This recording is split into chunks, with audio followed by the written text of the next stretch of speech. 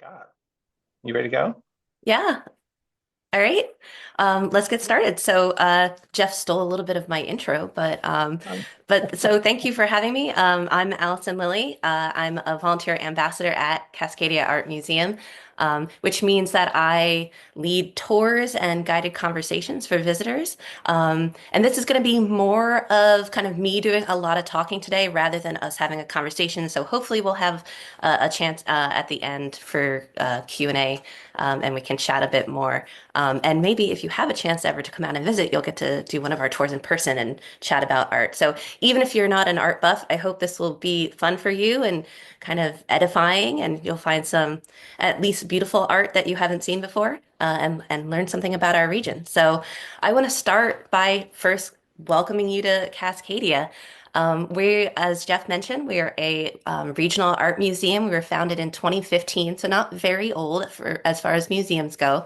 We're celebrating our 10-year anniversary this September, and we focus on art from the Cascadia region, so a little bit broader than what you normally think of as the Pacific Northwest, from the time period of about 1870 to 1970, this very sort of pivotal century during which time we had a lot of economic and social growth here, a lot of cultural influences coming in from all over the place, both, blending of East and West, settler culture and Indigenous Native culture here. And so that's what I wanted to focus on today is really exploring and celebrating that diversity in our artists. And so to do that, I thought we would focus on one particular sort of theme or subject matter and show you just a small sliver of works from both our permanent collection and also exhibitions that we've featured in recent years, to showcase that diversity, how different artists approach the same subject from different perspectives. And so today we're going to be looking at salmon and fishing depicted in Northwest art. So sound good? All right. So I'm gonna just get started because I have so much to show you guys. Um, so if you were to visit Cascadia Art Museum in person, one of the first pieces you might see is this series of large murals in our entry hallway by Lance Wood Hart. These murals were originally done in 1920 for the Fraternal Order of Moose Lodge in Lance Hart's hometown of Aberdeen, Washington. Unfortunately, the original building and the murals themselves have since been destroyed. But in 2015, when Cascadia opened, we commissioned an artist to recreate them based on the original mural studies that we have in our permanent collection. So these murals are created to the original scale. So they are 7.5 feet by 12 feet in size, and they're absolutely beautiful. As you can see, they depict a sort of romanticized, imagined past of Native Americans in this area, from back before kind of European contact with them. So just to sort of start by drawing your attention to some of what you can just see with your own eyes before we get into sort of the art history and cultural context. We have just this beautiful depiction of a young man standing there poised on the rock with his back to us holding a spear. To the right, you see that or to the left, you see that ocean spray with the droplets of water catching the light almost jewel-like. That beautiful tree sort of leaning in from the right. Um, the starkness of those rocks that he's standing on, the gulls wheeling ahead in a very dynamic sky. So what we see are these human figures absolutely surrounded by nature. And this goes to that sense of romanticism of human beings living in harmony with a beautiful natural world, full of dynamic energy and vitality. Um, and of course, right at the heart of this, you see the importance of fishing, both spear fishing and also in those figures in a canoe, kind of out on the water. Um, and so so the theme that I want to explore today, as I mentioned, are these converging cultural currents, these influences coming from all over the world. And You can see obviously the native influence here and the importance of the native peoples in this area as Lance Hart is depicting them. But you can also see a little bit of Japanese influence already coming in. I think in particular, that tree leaning in from the right could almost be a bonsai tree and the way it's depicted with those calligraphic lines. Um, and also the way this composition is sort of composed in distinct planes, separated by these kind of curving, flowing lines, is reminiscent of, for instance, a Japanese woodblock print. But you can also see European influence, especially post-impressionism, if any of you are familiar with that. So moving away from the impressionistic attention to light and atmosphere and looking more at the use of bold, vibrant colors to depict the kind of emotional resonance of the scene, how the artist felt about the subject matter, how the artist wants the viewer to feel about it. So, not entirely natural colors, but rather more sort of subjective, moving a little bit farther away from that sense of reality in these bold, flat forms. And often, post-impressionist artists, you can think of, for instance, Gauguin as an example, were depicting indigenous peoples in these highly romanticized scenes of just surrounded by and immersed within this vivid, lush, natural world. I want to show you another one of these gorgeous murals that we have. You'll notice that Lance Hart is, although he is influenced by post-impressionism, he's doing something a little bit different. Although he's still using those bold colors, they are not, in this case, entirely unnatural. He's choosing scenes from nature that really, these bold colors highlight the beauty of the natural world. If you were in a forest here, you might see the warm tones of these towering red cedar trees or the gorgeous blue, reflections in the water. So although they are still very bold colors, they're not unrealistic. They really serve to highlight the natural beauty of our region, which I absolutely love. Another distinction that Lance Hart has from especially works by Gauguin and other post-impressionists and even other American artists at this time was the way he depicted Native peoples. Sure, there is some romanticism in these works, but he's also depicting them with a certain kind of quiet dignity. They're sort of, I love this piece here, they're sort of paused in a moment of contemplation, maybe even reverence, while going about their daily lives. And this is in contrast to a lot of artists who were either depicting Native Americans in these highly sort of eroticized, maybe even infantilized ways. Or for many American artists at this time, depicting Native Americans as, like savages, enemies that needed to be conquered and fought as European settlers sort of moved and conquered the West. So Lance Hart is restraining himself from depicting Native Americans in this way and is making sure to give them sort of respect and dignity as human subjects. Although, of course, it is still highly romanticized, which can be problematic in its own way.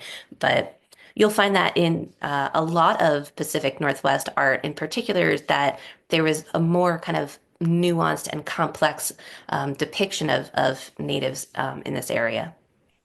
So with that said, and I know I'm moving quickly, so again, hopefully if you have questions, we'll get to them. But I wanted to move on to our next piece, which is another mural. So this one not quite as large. This is only about 4 feet by 8 feet in size. Very different style from a few decades later.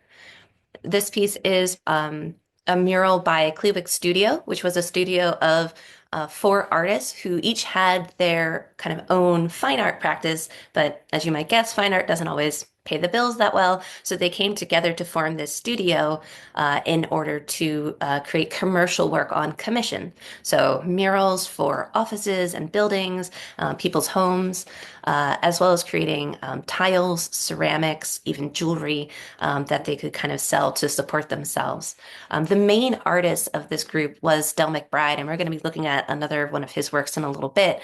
But he's a very interesting figure. And he was the person who was primarily responsible for designing and creating this particular mural. As I mentioned, this was a commercial work. It was commissioned by a restaurant down in Olympia and hung there in the restaurant for decades while, families had their dinners and folks went on dates and got to look at this art and enjoy it. So although it's not as refined and polished a style, uh, it's so meant to be kind of this beautiful work that depicts, again, a scene of Native Americans in this area pre-contact before European settlers arrived. So we're still looking back in history and sort of imagining what that time period was like. Unlike Lance Hart's work, you can see this does not have really a single focal point, but rather a series of kind of little vignettes or scenes that we can explore. Right there in the middle, once again, we have salmon fishing with those figures in the dugout canoes, as well as some spear fishing closer to shore. We have some whale hunting going on the upper left corner. Down in the lower left, we have some women processing fish that have been caught in the nets, as well as some berries and some shellfish in those baskets. Perhaps most intriguingly, off to the right, we see depicted some sort of ceremonial activities, a group gathered around a campfire, some of them wearing traditional masks, one wearing that conical cedar bark hat, and closest to us, this shaman-like figure, this spiritual leader with a wooden carved mask, holding in one hand a bird-shaped rattle, and in the other a carved wooden spirit figure.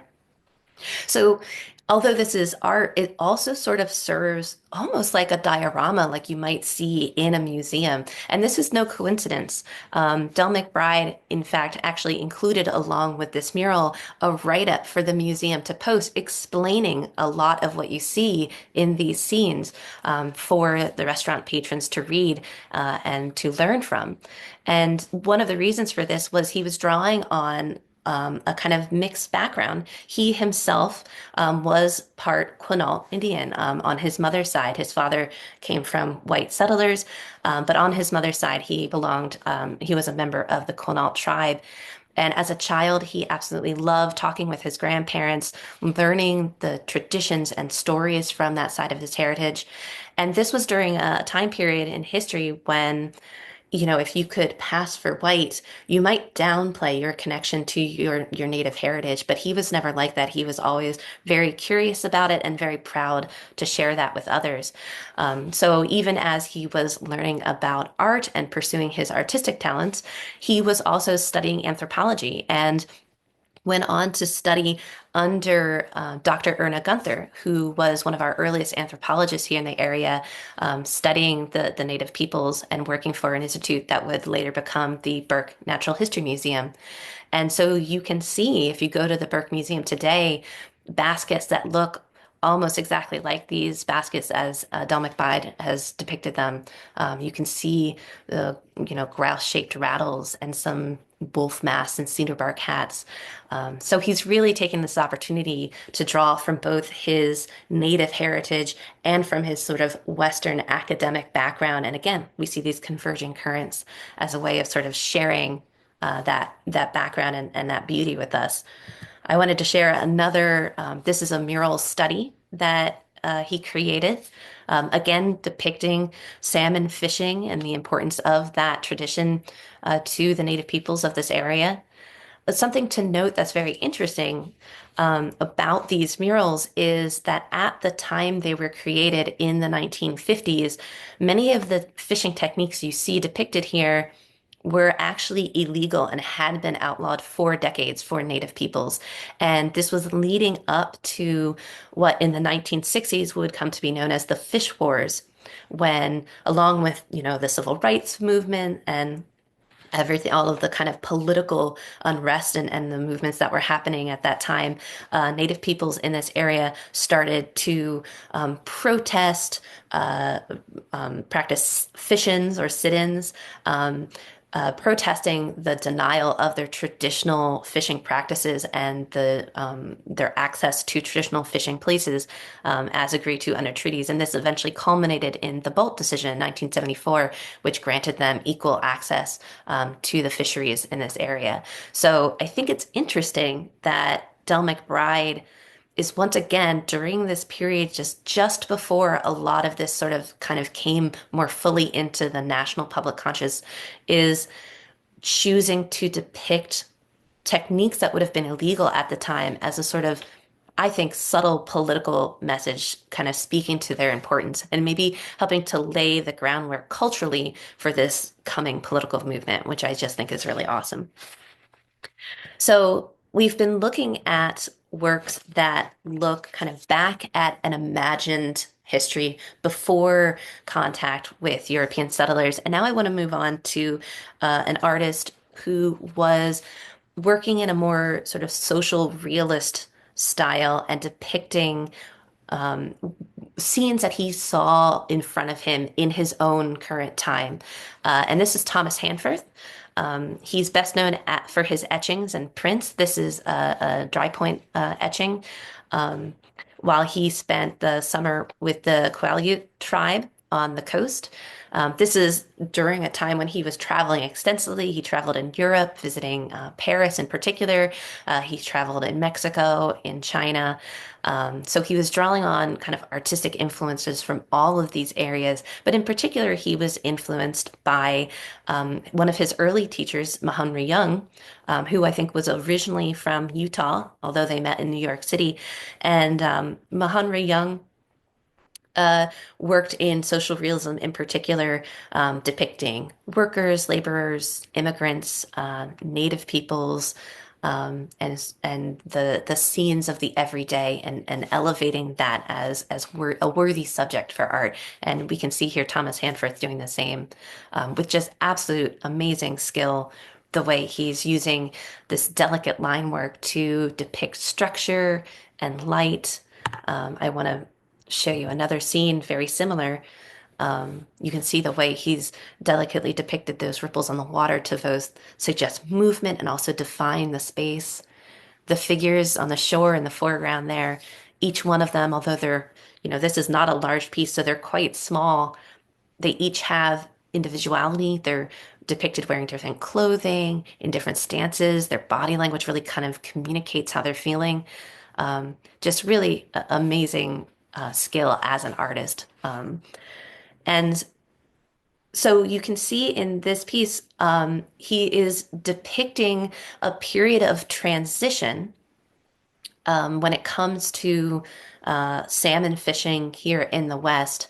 And the composition sort of communicates the social dynamic, the power dynamics, and the tension that's being created as kind of Western fishing techniques move into the area. So I think, a lot of us know the Pacific Northwest for being this, salmon nation. We salmon fishing is so important to this area, but it wasn't always the case. Very early on, really European and American settlers coming here were looking for non-perishable goods like timber, the fur trade, like the gold rush, mining, non-perishable items that they could easily ship back east to where, all the money in the banks were. And fish really doesn't travel well, as I'm sure you realize, especially, before the invention of the refrigerator and freezer.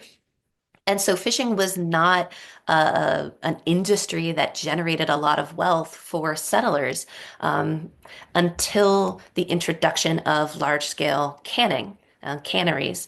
And at that point, then these canneries were able to bring in large amounts of fish and can them and preserve them and then ship them wherever they wanted and recoup that cost. The other technological innovation that was introduced during this time was mechanized purse seine fishing.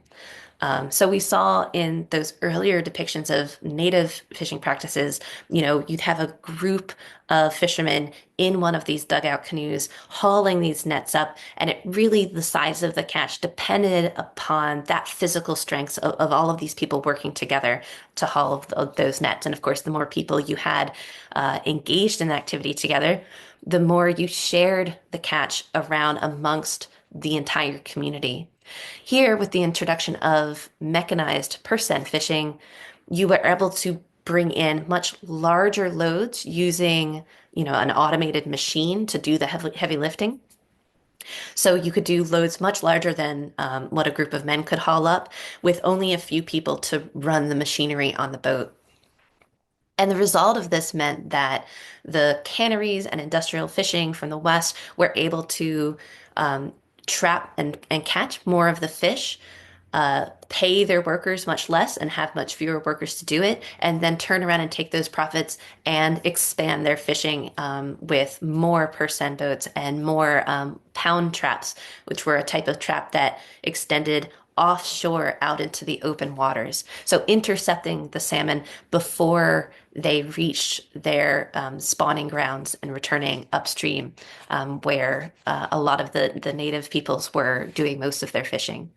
And you can see this transition, this dynamic playing out in the composition of this piece, where right in the center, we have these kind of harsh geometric forms of the cannery, the Far West Fisheries cannery kind of docking system, and the person fishing boat there. And the indigenous peoples in their dugout canoes have literally been pushed to the margins, pushed to the periphery, with the cannery and the person boat literally between them and the open waters where they might otherwise be able to fish. So he's depicting in, again, what I think is a very sympathetic way, but also an almost documentary style, the realities of this dynamic as they were playing out in the 1920s in this area. Another artist that was depicting the influence of technology and industry on this region was Z. Vanessa Helder, who was working sort of during the Great Depression in Eastern Washington. She's perhaps most famous for a series of watercolors that she created depicting the construction of the Grand Coulee Dam on the Columbia River in Eastern Washington. So the Grand Coulee Dam was a public works project funded by the federal government during the Great Depression as sort of one of these attempts to, get Americans back to work and create, a lot of public good with irrigation and hydroelectric power. Vanessa Helder herself was also funded through the New Deal as an art teacher working at the Spokane Art Center at this time. Although it's important to note that she was not paid directly to create these watercolors. This was a project that she undertook on her own because she was so fascinated by the the industry and this kind of scene and how it impacted the landscape. Especially if you've been to Eastern Washington, they have just kind of incredible, dynamic, rugged landscape out there that's just absolutely beautiful. Um, and she was just fascinated by this interaction between man-made technology and the natural world. She was what was known as a precisionist artist. As you can kind of guess by looking at these images, these paintings are almost photorealistic in some ways. Uh, and Precisionism was a uniquely American movement in the interwar period, sort of a response to the First World War, coming out of that destruction and violence and chaos. And people were feeling very sort of uncertain about the future. And in response to that, there were a number of artists who began painting depictions of technology and urban scenes and industry and automation as the forces that would save us, that would bring us into a brighter, better future, that would help us make progress as a civilization, move away from the senseless violence and devastation of that First World War. And there is some debate among art historians looking back about whether or not this celebration of technology and industry was entirely sincere and purely celebratory, or if there was an element of ambivalence there, because often these artists, and you can see this in Helder's work, depicted these scenes absolutely devoid of any human figures. So even though they strongly emphasized and featured man-made subjects, there were rarely human beings depicted in these works. And so I think a great example is if you think back to images of city streets absolutely empty during the lockdown of the pandemic and how unsettling that could feel to see these enormous man-made structures, but no people. There's a suggestion that maybe some of these artists were pointing to the way this kind of industrialization, while being, bringing us progress and innovation, could also possibly be dehumanizing in some ways. And I think that Vanessa Helder is a great example of an artist who was playing into that ambiguity, into that ambivalence somewhat in her paintings. As you can see, one of the things she did that was slightly different from the other precisionist artists was she always kind of located her industrial subjects within the natural landscape in a way that blended or balanced them. You can really see it in that piece on the left called Rocks and Concrete, that has on the one side the entirely man-made structure of this massive dam under construction, and on the right these natural rock formations and how they kind of butt up against one another and join and blend, almost like a yin yang in a way. So I wanted to show you these pieces because they are fairly typical of her work.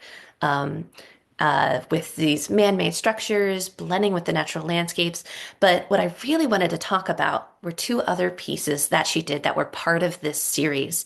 And I'm just going to move very quickly through the very first one. This is a painting that she did of Kettle Falls. I won't say much about it now. We can come back to it if we have time at the end, but I just wanted to share it because it's just, if you're familiar with watercolor as a medium and you saw this in person, it's just a masterclass in watercolor and really shows her absolute mastery of this medium as a painter. And it's just beautiful too. And this is the second one I wanted to share, The Pool Below Kettle Falls.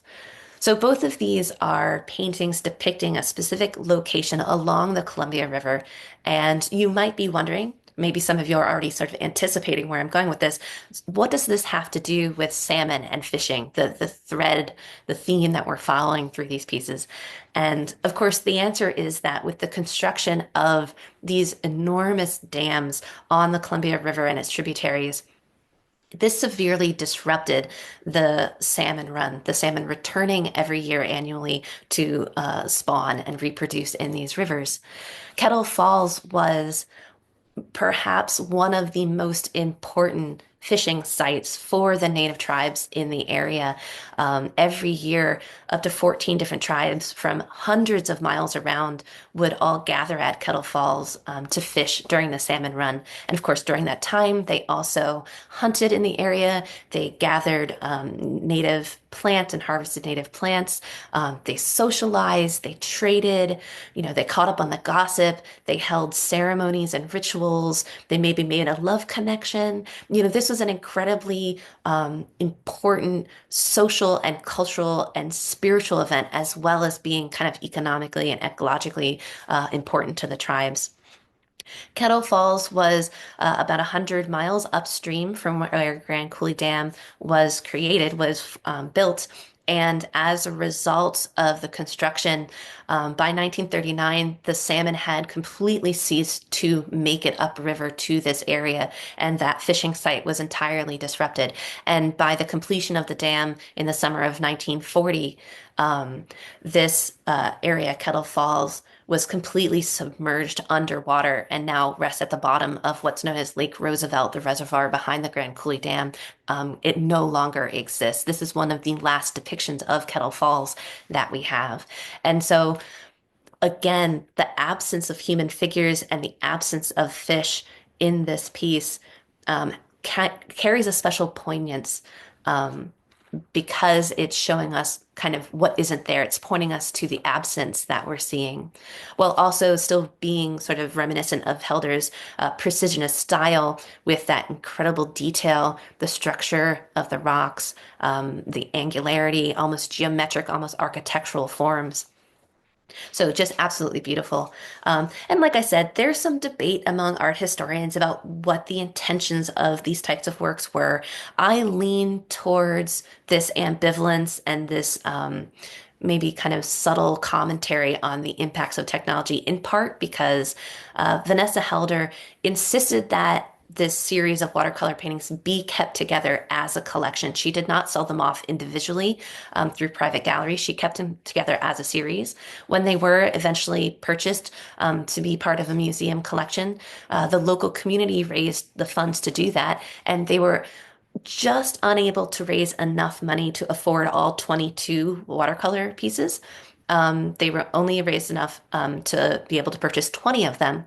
And so Vanessa Helder donated these two paintings of Kettle Falls so that the series could be kept together because she felt that strongly that these depictions of Kettle Falls were part of the story that needed to be told and needed to provide that context. So just absolutely beautiful work. And I'm so pleased to be able to share it with you. And it was really wonderful being able to see them in person. Um, so we've been looking at very realistic depictions, almost like I said, sometimes photorealistic depictions of the impact of industry and industrial fishing on salmon and the fishing industry in this area. And I wanted to share some works that, as we move on, start moving more towards what we think of like kind of as modern abstract works. And in particular, these two artists really showcase the blending of East and West in these traditions. So on the left here, we have George Tsutakawa. He was honestly better known for his kind of sculptural work and his fountains. There's a fountain here in downtown Seattle, but I believe he has 72 fountains all over the world in various cities. So you might have even seen one. But this is one of his early works on paper. This is a charcoal drawing that he did.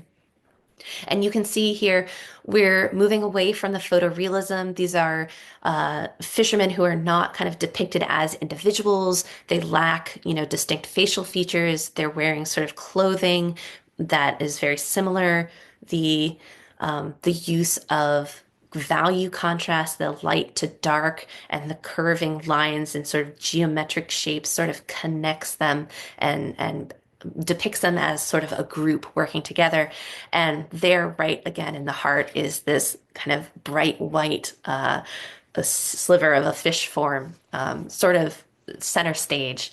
I particularly like, speaking of stage, the way we can see the billowing sails and rigging of the ship that they're on and the railing there, almost suggesting a sort of theatrical scene in this piece.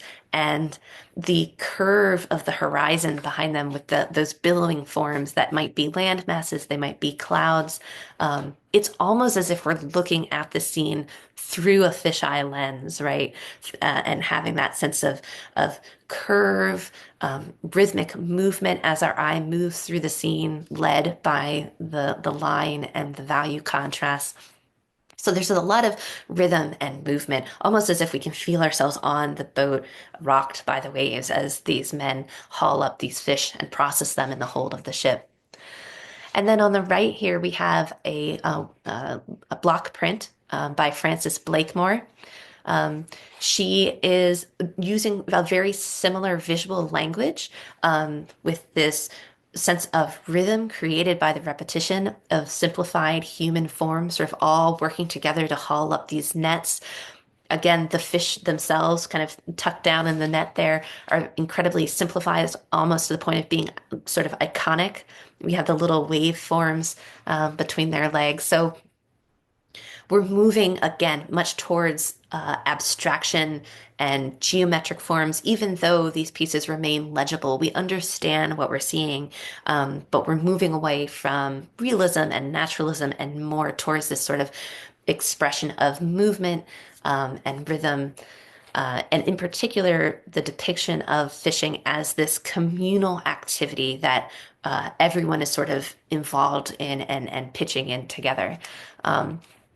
And this shows sort of a merging of East and West cultural and artistic influences in these pieces. So George Tsutakawa was a Japanese American, a son of immigrants who was born here in Seattle.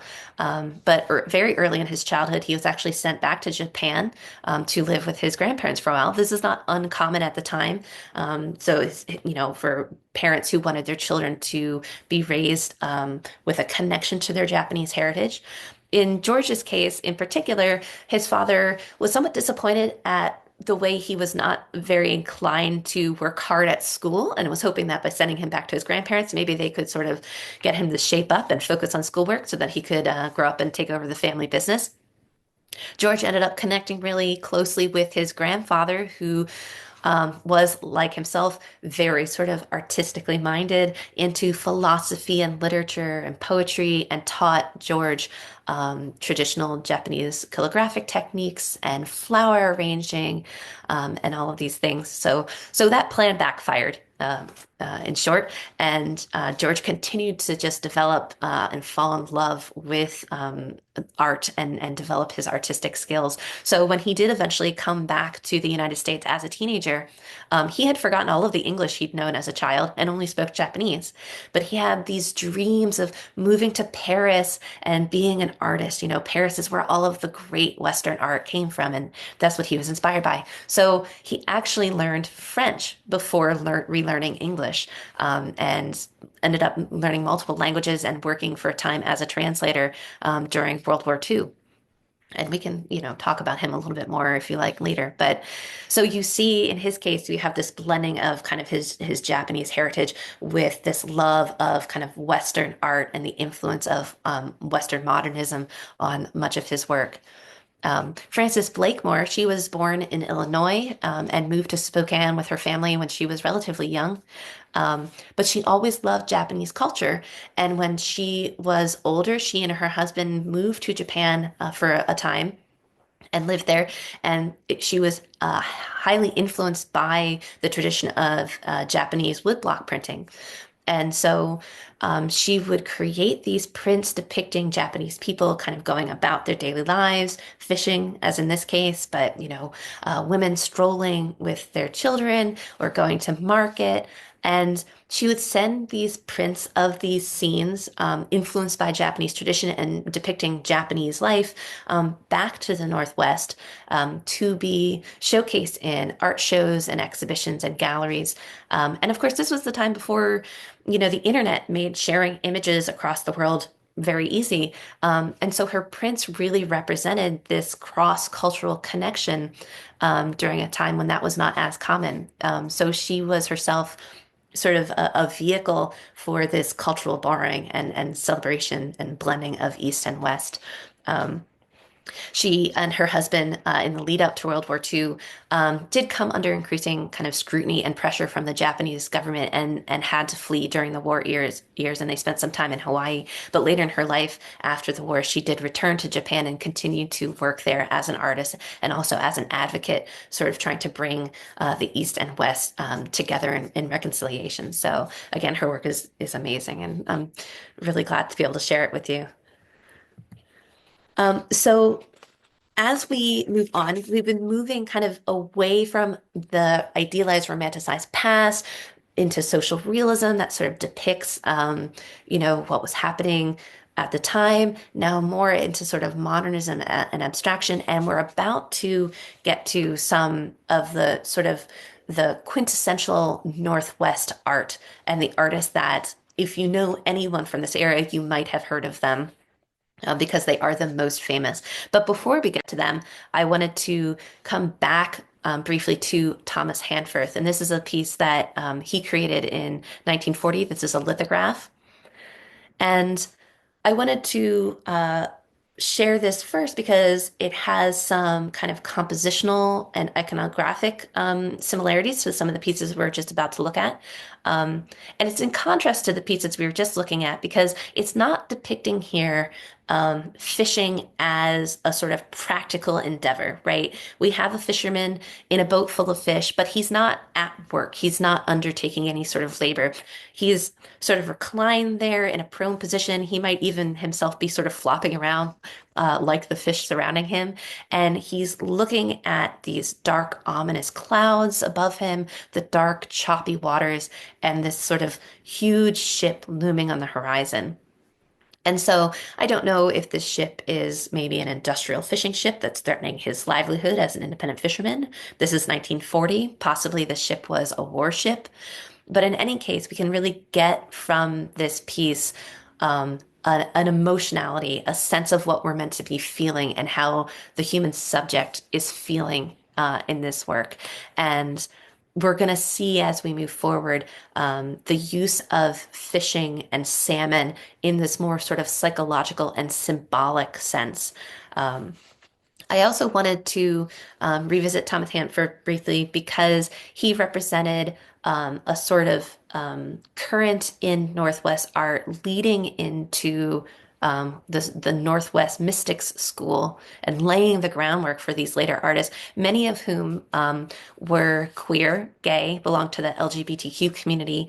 And I wanted to read an excerpt from a book by our curator, David Martin, that came out in conjunction with an exhibition that we had in 2020 called The Lavender Palette. And I have the book here that you can maybe see. Um, and I wanted to read what David says about Thomas Hanford and kind of his contemporaries and how they were laying the groundwork for some later artists. David says, their development included international travel, the study of non-Western spiritual and religious philosophies, and an unquenchable thirst for knowledge. It may be that these characteristics were based in part on the imposition of repression, isolation, and an inability to conform to societal roles of the period.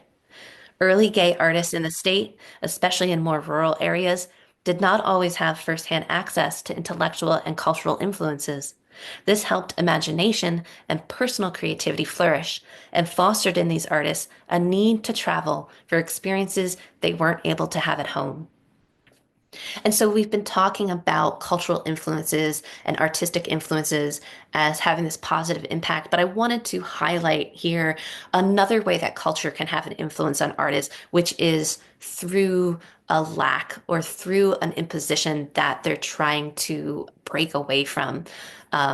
If they don't have kind of cultural influences or cultural or social support for their identities or meaning in their lives, they might seek that meaning through art. And we can see this kind of seeking and striving psychologically, emotionally, spiritually in a lot of the work from what came to be known as the Northwest School or the Northwest Mystics. And so this is a perfect example of one of these pieces from these artists. This is a work by Guy Anderson. He was one of sort of the four big names of Northwest artists during this time period in like the 1960s, 1950s, 1960s. The others were Mark Toby, Morris Graves, and Kenneth Callahan. And these four artists were kind of made their debut on the national and international stage thanks to an article in Life magazine that was published discussing their work. Until that point, you know, the art scene, the art world here in America was really centered in New York City and the East Coast.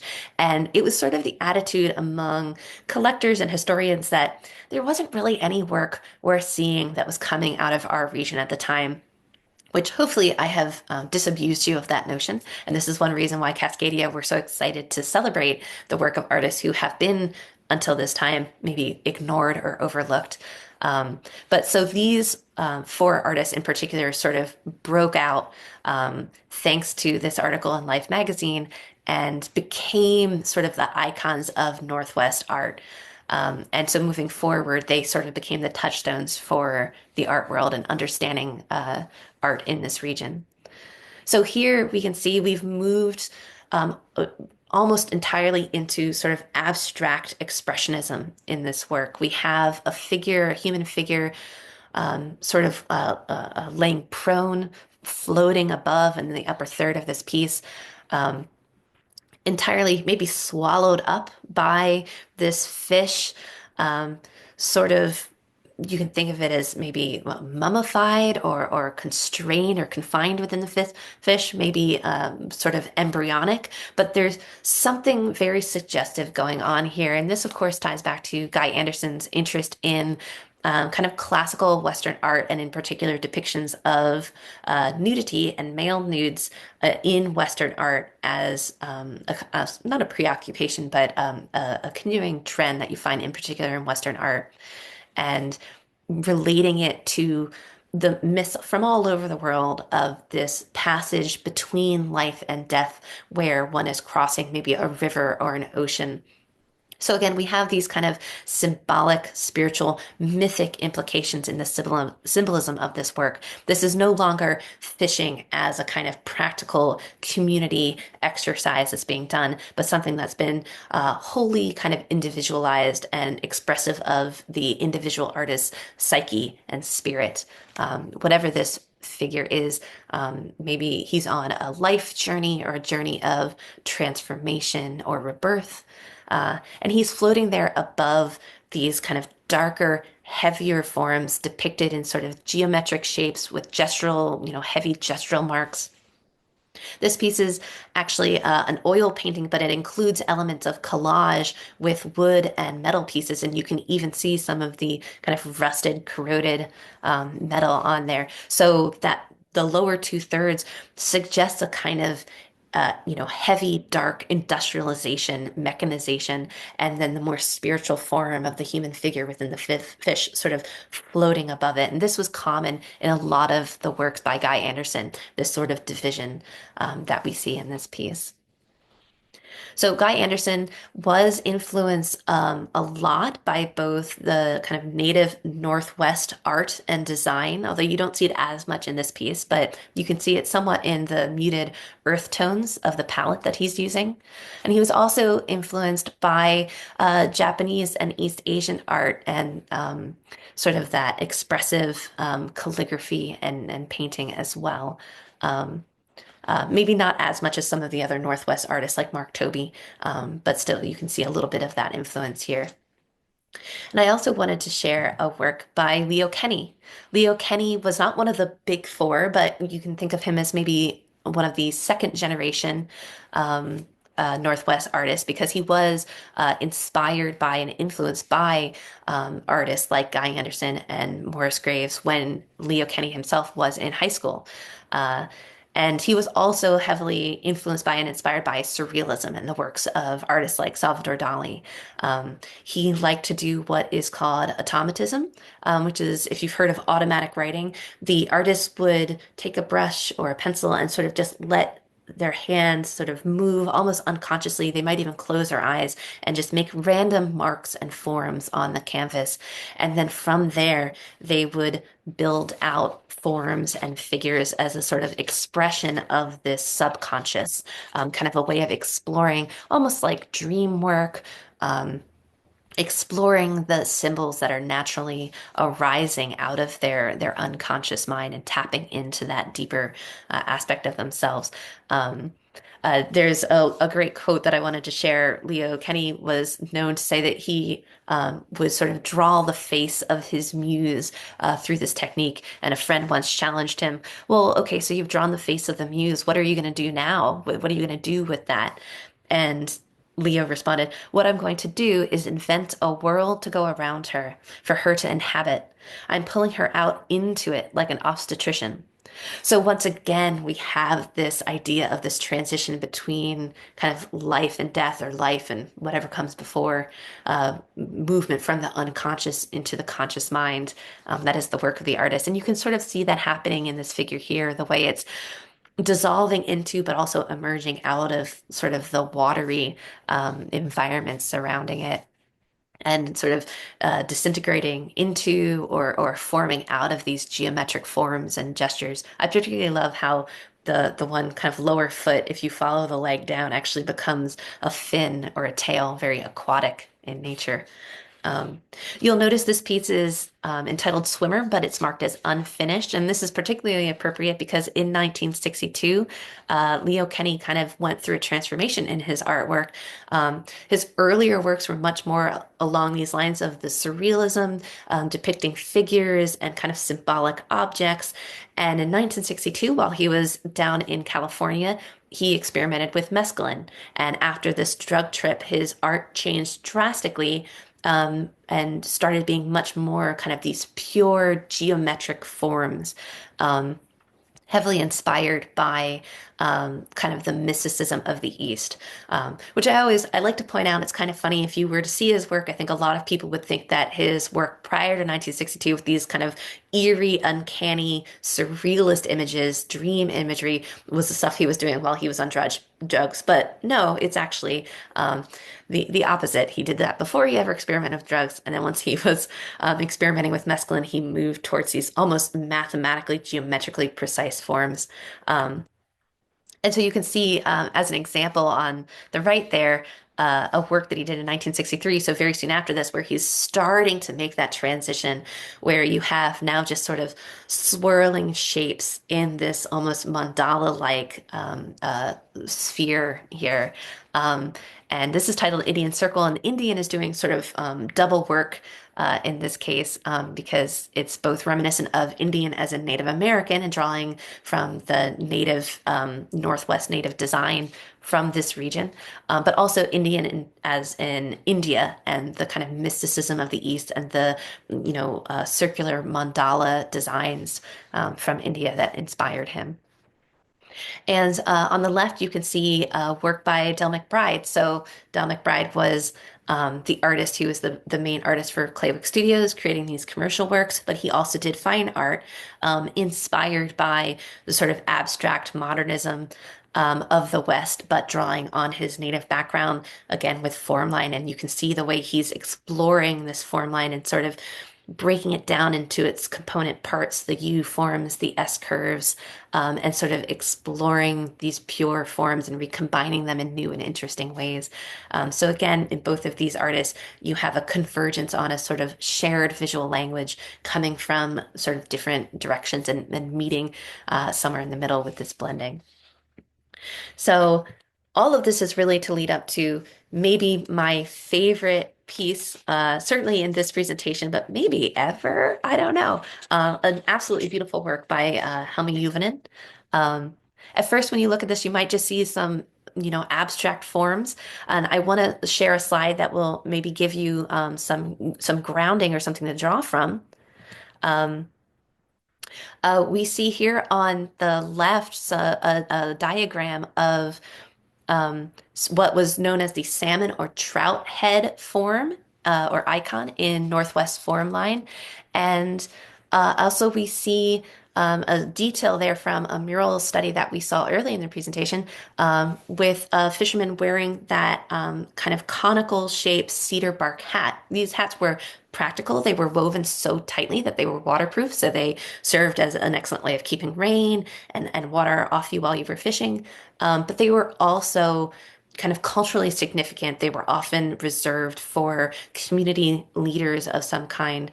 And you can see the way form line was not just a design that featured on sort of flat surfaces like decorative wood paneling on a box, but also were incorporated into kind of three-dimensional space on these objects.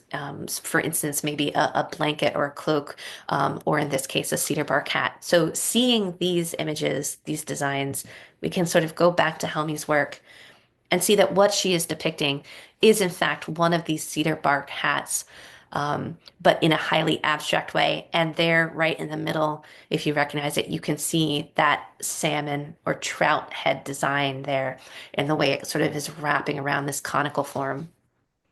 So she really sort of represents the confluence, the culmination of all of these different currents that we've been exploring. We have the influence of native design. We have the influence of kind of East Asian art, in particular the calligraphic work with these delicate lines, and the way she's depicting them.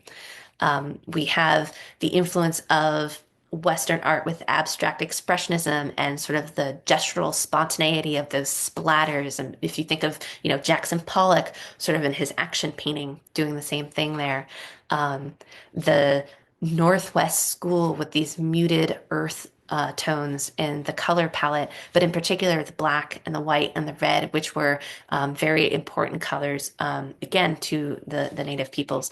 So she's really drawing on all of these different artistic movements and influences and creating this sort of unique vision that's personal to her. And she was an amazing artist. Um, she was highly skilled. She, like Del McBride, actually worked for a period of time for the Burke Museum, creating dioramas and doing sketches and diagrams of various cultural artifacts and important objects for the museum. She worked as a drawing engineer or a technical drawer for Boeing for a while. So she had the skill to do these incredibly realistic and precise drawings. But in this case, we can see her really sort of allowing her creative self-expression to show itself in this very unique way. So I just love her work. And she has a fascinating backstory too, which I could share with you if we had time. So maybe some other time. But this is a kind of great place to end, except I have one last piece to share with you really quick, which is because we recently, after I put the slide presentation together, got the news that tomorrow we have opening our newest exhibition, which features Northwest Masterworks from the Garvey Collection, which is the largest private collection to be of Northwest art to be donated to a museum. Um, and we're very excited and very appreciative. So we're going to be featuring this exhibition for a year. So you have plenty of time to come and visit us and see it in person. But this is an example of some of these very early landscapes that will be featuring. This is a painting by John Ferry of the Seattle waterfront from 1892. And once again, we can see the subject of this image is not just the kind of growth of Seattle as this sort of tiny little coastal city, coastal town early on, but also this interaction between the indigenous peoples in those dugout canoes and the coming kind of Western influence and the impact of trade with that large three-masted ship in the middle ground there. So a really interesting work. I'm really excited to see this exhibition when it opens tomorrow. And I hope maybe you'll have a chance to come out and see it for yourself and we can continue to explore salmon and fishing and nature and portraiture and all of these wonderful things together. So, like all good tours, I'm going to end this one in the gift shop because although our museum sort of covers 1870 to 1970, we do also feature contemporary artists with work in our gift shop. And here's a great example of this, a coaster design. And it shows you, depictions of salmon and fishing are alive and well for contemporary artists, both native artists and non-native artists. So yeah, so I'll end here, and I hope that this was enjoyable, and I'm really excited to hear your questions. So I'll stop talking and let you guys chime in. Uh, Jeff, if there's anything going on, if anyone's still here. Oh my gosh. Thank you so much. Oh wow. Yeah. So I didn't have any questions come in over the chat or whatever, but anyway, and I know people have places to go. But if you have any questions, please feel free to go ahead and ask. Or if you think of a question later, you can always text me about it. Um, so any thoughts or questions? Thanks, Allison. That was awesome. It was Oh, awesome. Really good. I liked it. oh, great. Thank you. Yeah, thank you. How far are you from the museum, Jeff? Right now, uh, uh, About what, 10 minutes. mile and a half? Yeah. Mile- 10 minutes. 10-minute And how many drive. extra rooms do you have? Well, I will say we just we're doing right now a promotional partnership with the Best Western that's right across the street from the museum. So if you rent a room there, you'll actually get guest passes and you can come for free. So, Awesome. Awesome. I will check in with you on that. It was a great presentation. Thank you very oh, much. thank you. Yeah. And I mean, I don't want to just keep talking. Anyone has any questions? I really love the threads of history and the symbolism as it sort of develops over time.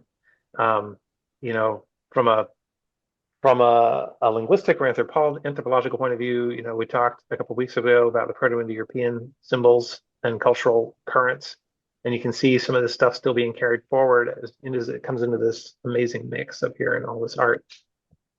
So, yeah, I have let's a see. question. I joined a little late, so I'm sorry if this is something you already talked about, but what, um, geographically, where was this style? It feels, when I look at it, it feels more like Alaskan Panhandle. Um, um, and I don't really recognize it from my time in Oregon. So I'm trying to figure out where do I map these forms to in my mind.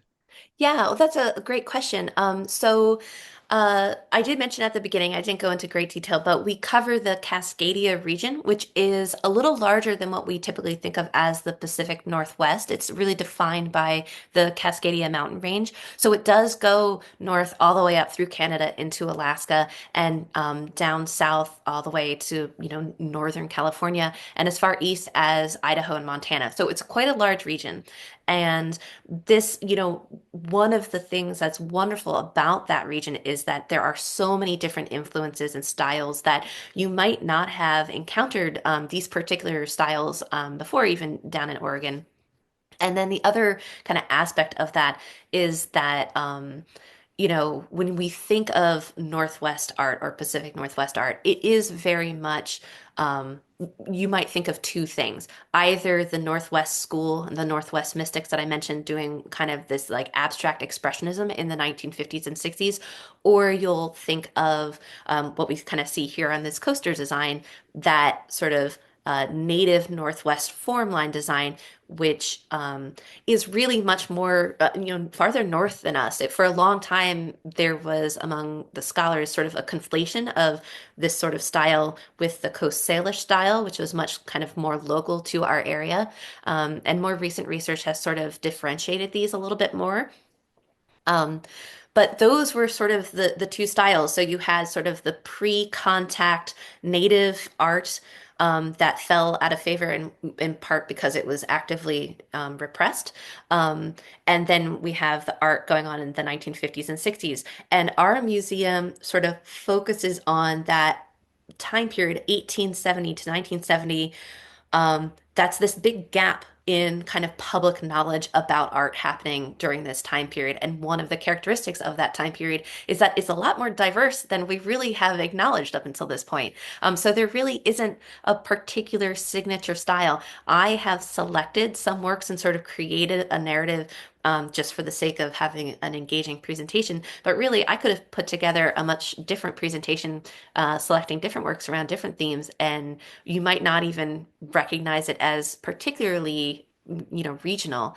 The thing that I think is defining about this region is that diversity and is all of these different cultural influences sort of coming together, but different artists responded to that in different ways. So I hope that answers your question a little bit and gives a little bit more context. But yeah, it's one reason why it's so much fun to work at Cascadia is there's just always something new to learn. And and it connects to history and culture. This time period is a time when a lot of the challenges and issues politically, environmentally, socially that we're still grappling with today sort of took root and had their beginnings during this time period in this area and throughout the country. And it's a great opportunity to sort of look back and sort of learn how we got here, where we came from, and how these challenges and these issues and these themes have developed over that century. So Great, thank you. That was very helpful. yeah, great. Cool. Anyone else? But I know we're kind of past our time, so I don't want to keep people if you guys have to get to your real jobs. But Yeah, for sure. So yeah, so definitely send along any other questions or thoughts you have. Allison's going to share the recording of this later with us. And thanks again, hopefully, fingers everybody, for crossed. showing up. Oh, Yes, yeah. thank you so much, and it was great chatting and happy to come back and let me do a deep dive on Helmi Juvonen because she's just an absolutely fascinating character, and I'd love to get into her. So Be awesome. But all right. Thanks so much. All right, thanks everybody.